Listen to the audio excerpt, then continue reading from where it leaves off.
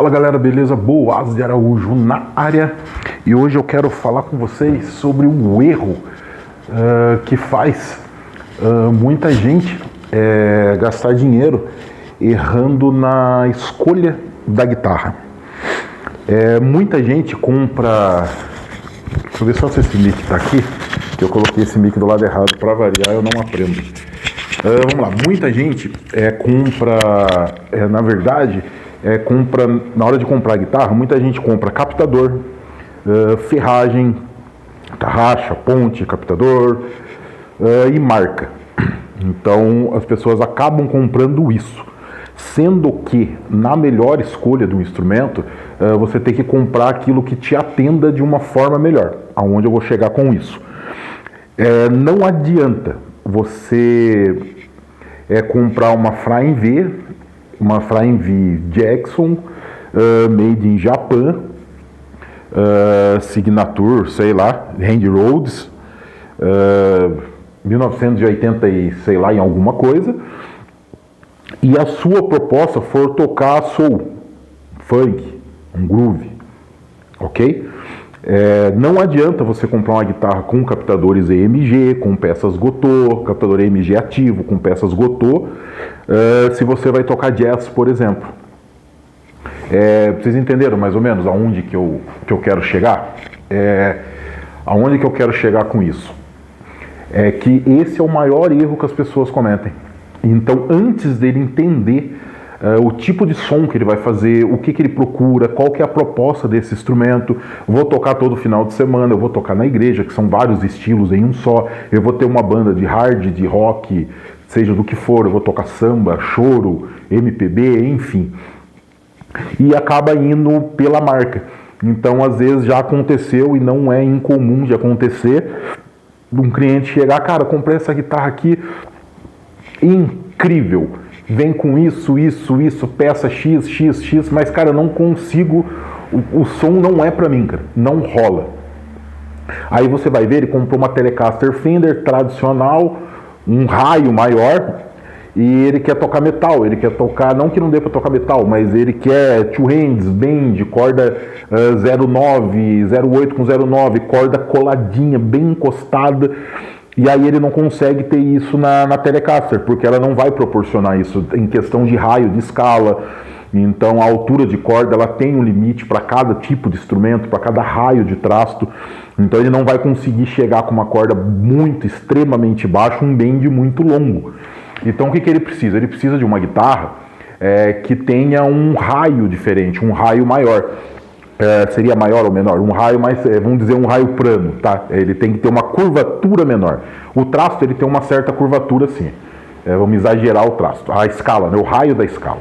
Então tem algumas que é mais reta e tem algumas que é mais curvada. A que é mais curvada, as cordas têm que ficar mais altas, porque na hora que você dá um bend, ela vai encostar aqui no topo, no meio, mais rápido. A guitarra que tem um raio mais reto, o que acontece com um raio mais reto? Você consegue dar um bend e andar com ela por cima da escala. Por cima da escala de forma linear. Então você consegue ter um bend que vai até lá no misão e volta. Então isso depende muito do estilo que você toca. Porque muda muito a tocabilidade também. Tem um contrabaixo icônico do rock, que é o Rickenbacker, cada um fala de um jeito.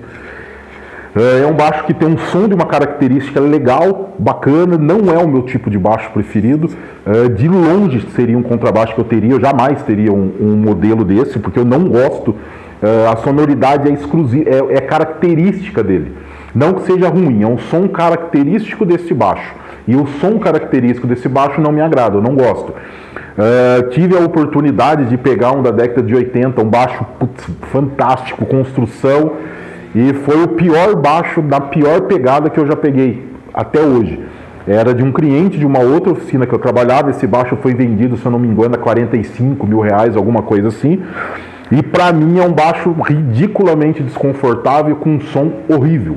Meu ponto de vista, não estou falando que ele é horrível e nem que ele é desconfortável. Então um erro seria eu comprar um instrumento desse que eu sei que ele não se adapta ao que eu gosto. Eu não consigo adaptar ele ao que eu gosto.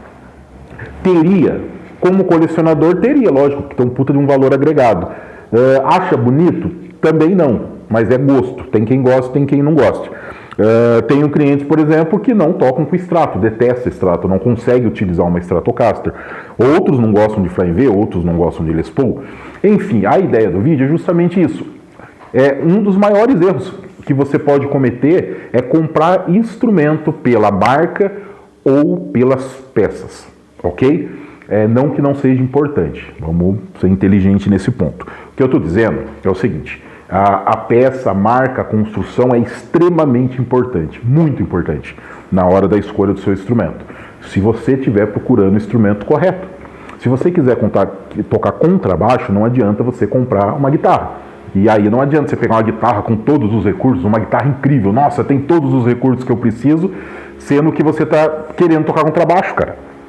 Então, tipo assim, isso não vai rolar, não vai acontecer. Então, esse é o ponto que eu quero dizer. Então, a dica que eu deixo para você, quando for comprar um instrumento, entenda o que você quer tocar, o tipo de som que você quer fazer, se você precisa de um instrumento mais versátil, menos versátil, se você só toca um tipo de música, se você é banda cover, por exemplo, só de uma banda. Então você precisa da sonoridade daquela banda. Não, eu toco numa banda que tem variedade de sons, mas o estilo é X. Preciso de uma guitarra versátil nesse estilo. Não, cara, eu toco em banda de baile, por exemplo. Então eu saio desde uma sofrência do sertanejo para um samba e vou para um rock. Você precisa de uma guitarra bem diferente, que tem umas configurações diferentes. E muitas das vezes nem a guitarra faz tanta diferença, porque você precisa do timbre. Então você vai configurar ali no seu setup, numa pedaleira, enfim, no que você estiver utilizando para o timbre. Para o contrabaixo, mesma coisa. Então varia muito daquilo que você procura o timbre, entenda o timbre do contrabaixo. Para o violão é a mesma coisa.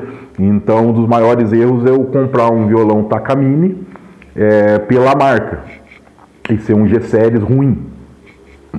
Cara, não adianta só pela marca. Ou eu posso comprar um Takamine japonês de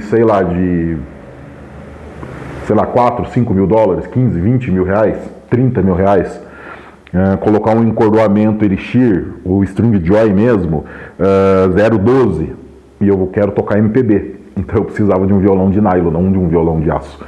Então eu tô percebendo isso, que é um dos maiores erros que a galera tem cometido na escolha do instrumento. Isso não é escolher a marca errada, mas sim o modelo errado e a proposta errada. Então fica essa dica para você aí. Esse é o vídeo de hoje. Qualquer dúvida que vocês tiverem, quiser perguntar alguma coisa, vai mandando, a gente vai respondendo, a gente vai interagindo e vamos seguindo.